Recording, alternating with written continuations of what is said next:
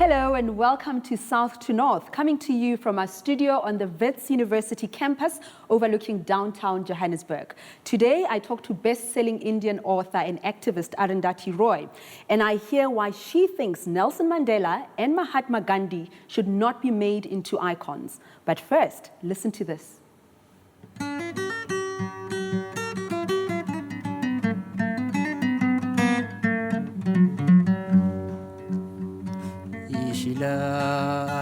لغمان رغي نزجمو أدي هادنسيغ نزجمو أدي هادنسيغ غيشيلا لغمان رغي نزجمو أدي هادنسيغ نزجمو أدي هادنسيغ نزجمو أدي هادنسيغ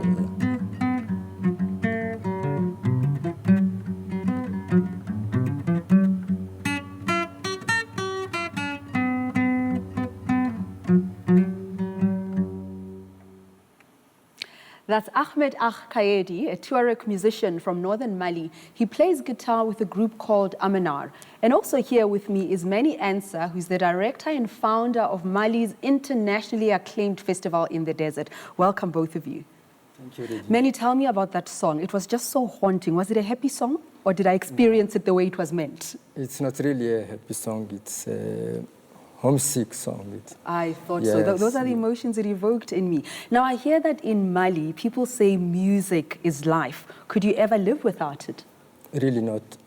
Music is everywhere in our daily life. Our history was told by music. And through music in Mali, we learn what is good or not. Now, let's take a look at this clip.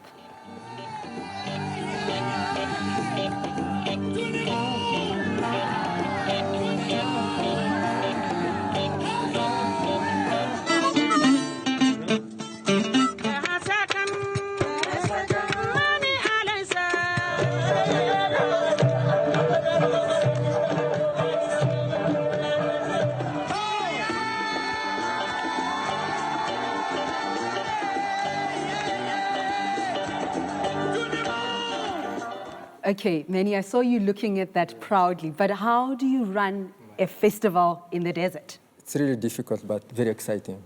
Beyond Timbuktu, you know, Timbuktu is one of the more remote places on earth, and we are having this festival hours and hours driving from Timbuktu in deep deserts. And in fact, this festival attracts a lot of people because they would like to experience a festival, a music festival in desert. But Mani, the situation has now changed, hasn't it? The Islamists in northern Mali taken control of the region, and they've banned all music except Quranic verses. How did that happen? Yes, the situation is terrible since last January. Because of this occupation, music is banned. Even listening music is forbidden. What's about organizing a music event? Not possible to do it in Timbuktu now. What does it mean for musicians like Ahmed? It is the end of life, I can say. They had to leave, of course, this place, to go in south of Mali or in neighbor countries. And it's really difficult for them. But there must be a history, there must be a background to this. How did the religious intolerance start? In fact, it started slowly since 2004. We heard about this group arriving in this desert, and they start to kidnap Westerners. And at this time, we had a lot of people coming from Europe and America to our festival. But when this kidnapping started, we have less and less visitors from this part of the world to our festival. Every year we have less. And the problem is growing until last January, when things really become serious. So they're staying away because of the kidnappings? Yeah, because people are afraid to be kidnapping, because when they kidnap people, they're asking for a lot of money before let them free. But it's not just Westerners that are suffering, isn't it? I mean, I understand Ahmed this is what it was in the beginning. It was just for Westerners, but now it is for all inhabitants there. You know, we have thousands, hundreds of refugees going out of Mali to the neighbor. And in fact, Ahmed, you are one of them. You are living in a refugee camp in Niger. Why? Moi, je suis réfugié au Niger parce que je suis venu, il y a des gens masqués qui ont brûlé mon matériel à Kidal et ils m'ont menacé de mort, donc je suis obligé d'aller faire la musique ailleurs, quoi, parce qu'ils m'ont dit que si je ferais la musique, ils allaient couper mes doigts ou ma main, des trucs comme ça. He said he was in Kidal. One day, while he was with his animal in the bush, when he come back, he said that they put fire in all his music materials, and they left a message. His sister told him that 4 masked men come to this house, put fire, and left a message to him, if you play guitar again, next time you are going to cut your finger. I just wonder how many other musicians have just backed off and decided not to sing anymore, not to play anymore, instead of risking a life in exile. All musicians in the north of Mali had to leave. Well, earlier this year, Islamists attacked UNESCO World Heritage sites, setting fire to historical landmarks, including religious sites in Timbuktu. Also with me today is Tiseki Kasambala from Human Rights Watch here in South Africa. Tiseki, what can you tell us about the human rights situation in Mali? Since the rebels took over in March and April, we have seen all sorts of human rights abuses taking place, including floggings, summary executions, amputations, under what they call a strict interpretation of Sharia law. But also we've seen, as we saw in your video, the destruction of property and cemeteries, cultural heritages in Timbuktu. And for us, that's a huge issue. So you're not surprised that people like Ahmed are in exile at the No, moment? it's certainly not a surprise. I mean, we've documented cases where people are no longer allowed to play music. And what we're saying is, under international laws and international humanitarian law, these are violations. But Manny, you've had to make the decision. Now, this year, the festival in the desert is in exile, and you've even changed its name. Tell us why. We couldn't stop our festival. It will continue. Of course, it's not possible to have it in Timbuktu, but we're going to have it as a caravan. Caravan of peace. Caravan of artists for peace and national unity. And with caravan, we will go through Sahel countries, from Mauritania to south of Mali, from Algeria and Niger, and all those caravans are going to meet in Burkina Faso in next February. And now that there's been this clamp down, is there more support? Are you enjoying more support from fellow musicians and those people in the countries that you've mentioned? Yes, all these countries are supportive of us. We are really gathering a kind of solidarity around the world, everywhere, even here in South Africa, we have some of our partners here. And this is really important for us, because what we are now doing is difficult. It's difficult in logistic organization. It's also a big decision, because we are challenging, we are taking a dangerous way. We know, we are aware of it, but we go on. Well, South African musicians know all about performing in exile. We'll meet one of them in just a moment. I want to ask both of you the question, Manny and Tiseki. Let's start with you, Tiseki. The Washington Post is reporting that the United States forces are already in Mali and busy with what they call counter-terrorism. Now, there are also plans for international forces to come into Mali to oust the Islamists. Would this be a good thing? Well, you know, there's always concerns when you hear of such developments. We're not sure whether the U.S. is actually now in Mali. But what we are always saying is that civilians need to be protected. They need to minimize civilian casualties. You may know there's another international force which was mandated by the United Nations Security Council to send in a military force into Mali. But mainly for now, it's a peacekeeping mandate, which means that they will not engage the rebel groups. So if they were to engage the rebel groups? It would be, for us, about respecting what we call international humanitarian law. And the main thing there is that civilian casualties must be minimalized. There must be protection of civilians in all forms. We have actually called for the UN to send human rights observers to observe the activities of this international force. And Manny, how do you feel about that? Do you want international troops to come in? Will it improve the situation? It's really important to protect civilians. And we are really worried about it. But I'm afraid we had to go for this war against some of those groups. Not possible to have any dialogue with them, but our weapon is music. In a little while, we will talk to South Africa's First Lady of Song, Sibongile Khumalo, about the place of music in protest and her support for the Caravan for Peace. But first, I was lucky enough to catch best-selling Indian author and activist Arundhati Roy a couple of days ago. I asked her first whether she was influenced by her mother's activism. My mother influenced me in incredible ways, you know. Well, we are like now I actually ran away from home when I was 17. What was that about, Arundhati? It was serious, but I keep saying that we're like two nuclear-powered states, can't be too close to each other. Oh, is that so? Okay. Two powerful women, I see. Okay, so I want to talk about this book, The God of Small Things. It has been taught in university lectures, debated. It won the Men Booker Prize. Were you taken by surprise by its appeal? And what do you think was so appealing about the book? Before I wrote The God of Small Things, I studied architecture, and then I worked in cinema for a while. And when the films were sort of lunatic fringe cinema, nothing, mainstream, nothing successful. And when I decided to write a novel, I thought it would be even less so, To tell you the truth, I have no idea why something, especially a work of literature or a work of art, I don't think any of us know why something touches many people. We don't know, and that's why it's art. Let's talk about your non-fiction work. I'll start with this essay on capitalism.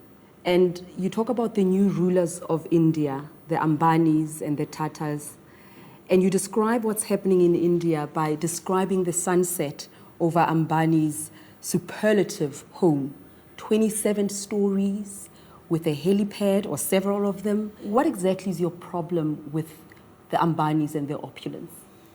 Well, it's not my problem. I think it's India's problem, that the house and the opulence of the house is just a minor part of it. That's just the manifestation. Like the Ambanis worth 44 billion, their market capitalization. They have controlling shares in 27 television channels. Plus, they give these huge funds to foreign universities. Plus, they have these foundations through which they kind of fund activists or documentary. So they've covered the government, the opposition, the media, the courts, the elections. They can buy news, they can buy everything, with that kind of money. In a country where 80% live on less than 20 rupees, which is, $0.50 a day. You have more poor people in India than the poorest countries of Africa put together. You don't hear this, right? Because India is a superpower. I want to talk about the ghosts that you write about in this essay. You talk about the 250,000 farmers, debt-ridden, who've killed themselves. You say, but which of us sinners was going to cast the first stone? Not me, who lives off royalties from corporate publishing houses. We all watch Tata Sky. We surf the net with Tata. We ride in Tata taxis. We stay in Tata hotels. So Arundhati, tell me, do you feel guilty yourself about being part of the middle class and your Tata lifestyle? Well, I certainly feel uncomfortable, but I don't feel guilty because, they have created a system where if you're not in the system, then you're being hunted in the forest, or you're displaced and you're going like some poor person from tribunal to tribunal.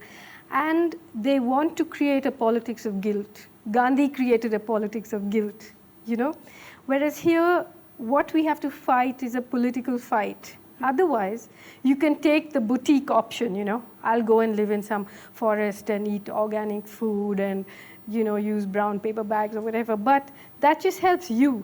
We need a new imagination.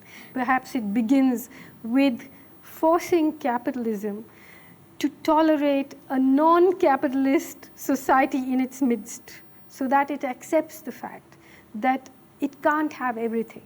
You also talk about, or you criticize, the infrastructure development, the infrastructure plans where you come from, and you specifically mention the Delhi-Mumbai industrial corridor. It comprises freight lines, expressways, airports, power plants. The government probably calls it progress. The capitalists probably call it progress. Are you anti-progress? We have seen so many decades of this progress, and that is what has led us to this huge disparity. We've seen the dams being built in the names of the poor, and then the water going to the car manufacturers and the sugarcane farmers, So now that argument doesn't work in India anymore. It doesn't wash, and everyone has got the picture. We've been told, people have been told, oh, this is to generate jobs. But no, there are no jobs. The people are just residue, that need to be disposed of. You have hundreds of thousands of paramilitary forces closing in on villages in the forests, which are basically sitting on natural resources and trying to empty those villages. So thousands are being killed, thousands are in jail, There's a fascinating theme that you explore in your nonfiction work. You talk about perception management. And you talk about the corporate philanthropists. You are talking about how the likes of the Tatas, the Ambani brothers, they are financing and sponsoring artists, festivals, literature. Looks good, that's the veneer. But your interpretation of that is that they are buying out potential revolutionaries. They are buying out the voices that should hold corporate power accountable. And you liken it to what happened in the United States in the 1914s with J.D. Rockefeller. Tell me about him. Tell me about his foundation and how it bought or silenced the radical voices. It was, now it sounds quite normal, right? For an industrial house to have a charity or a foundation or run It's NGOs. NGOs are like the New World's missionaries. But in those days, it was a brilliant move where you took the profits from your business and you funneled it into these charities, which were completely non-transparent, completely non-accountable, and could then move into making policy and so on. So the Rockefeller, the Ford, and the Carnegie foundations actually sort of worked very closely with the CIA. They bought the land for the UN. They started this thing called the Foreign Relations Council. And the men from these councils then, almost every World Bank president has been a member of the Foreign Relations Council. So you create these kind of overlapping cells, and they run the world, and they are themselves very non-transparent, but they are busy. Millions of dollars are being spent in Africa and in India, asking for transparency, asking for rule of law as long as they make the laws, You do talk about how Rockefeller in particular basically silenced the voice of Martin Luther King, of the Black consciousness movement, Steve Biko's Black consciousness movement. How did you do this? By funding the moderates, and gradually edging out radical movements. But in the case of Martin Luther King, beginning the Martin Luther King Foundation, and then slowly kind of changing his program from everything that Martin Luther King ever stood for. So you actually, it's not just the man, but the memory itself that is so dangerous that you have to change it. Oh, you have something to say about Nelson Mandela, who is seen as this icon. The likes of Mandela, after taking the money from these foundations, they now become part of the system. So, Arundhati, what do we do? Do we not have icons to look up to anymore? Well, these are certainly not necessarily the icons. For me, somebody like Nelson Mandela or even somebody like Gandhi, I object to, deifying them, because I think they committed plenty mistakes, That doesn't mean you have to trash them or jump on them or jump on their memories or what they did, but we have to see. Thank you very much, Arundhati. I've loved chatting to you, and I look forward to the next book and the essays. Please keep them coming. Okay. The iconic Sibongile Khumalo wearing a traditional Xhosa outfit worn by Xhosa women, and Nelson Mandela is Xhosa. And that's my question to you about Nelson Mandela. What do you think about what Arundhati had to say about Mandela and Gandhi? She has a very valid point. Deifying, especially deifying living people, is problematic. It takes away their humanity. It compromises their sense of belonging and situatedness within their communities. Fascinated by the parallels with Gandhi, actually. And I would imagine that African Americans would have a similar thing to say about Martin Luther King Jr., you know. So it's problematic. Let's talk about music. We've just been hearing harrowing stories of what is happening in Mali and what musicians have to contend with, and they continue to use their music as weapons. What did music mean to you during the South African struggle?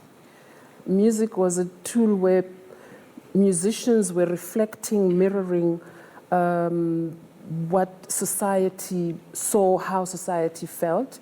And of course, music also was an escape. Music is a repository of your culture, is a repository of your history, it's a repository of your legacy. And music played a very big role during our struggle years. Music that the Masigelas and the Makebas and the Semenyas and the Gwangwas played, Abdullah Ibrahim, all of them. That music, because they had the greater freedom to tell the story more directly, they told it. How do you feel about musicians being persecuted in Mali? It's a tragedy that we should all pay attention to. I think what's happening across the African continent generally is a travesty. It's a crime against humanity, period. What makes it even more criminal is the fact that it's one African against another. My issue with it is, when do we, as black people, as Africans, black Africans living on this continent, take charge of our own destiny, of our own future? Music has the ability to help us articulate those feelings. Music has the ability to help people get hopeful that it can be changed. Well, you feel so passionately about it. You've endorsed the Caravan of Peace. Are you going to join them? Are you going to be involved? Yes. Yes. Have we sealed this here? Thank you. Manny's getting all emotional. We're sealing it after this interview.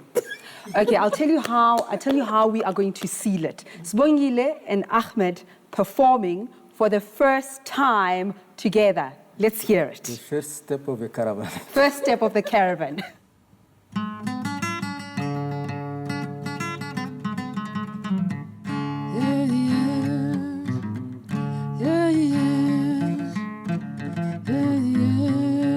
Sicela ukuthula somandla thethelela, sicela ukuthula wasomandla thethelela, somandla qamatha mvela inqangi hamba nathi, somandla mvela inqangi qamatha hamba nathi, sikelela Nkosi yami nathi, hamba nathi.